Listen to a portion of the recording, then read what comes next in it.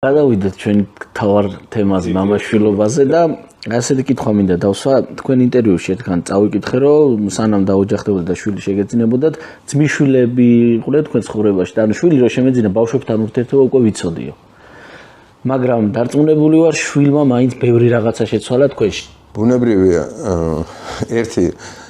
ერთი რასაც ასეთი ფიმილით ყოველთვის ვამბობ მეგობრებში რომ ესე იგი ვერ წარმომედგინა რომ სხვა ადამიანი გემრიელ საჭმელს ჭამს და შენ სიამოვნებს.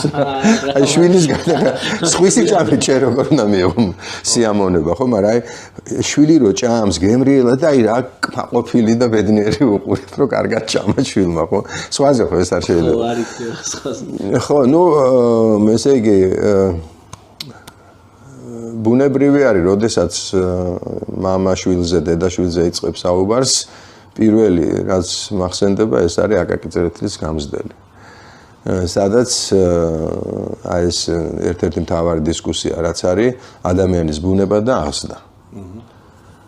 ხო და იქ ჰაჯი იუსუფი საკუთარ თავს დაადანაშაულებს რომ მოსაკლავი მე ვარ მხოლოდ რომ კაცად ვერ გამიზდიხარო. მაგრამ რეალურად ხო გვაქვს ესეთი გამოთქმა რომ კვიცი გვარზე ხდისო და პრაქტიკულად ყველა ენაზე არის იგივე მაგრამ გამონაკლისებიც უამრავია.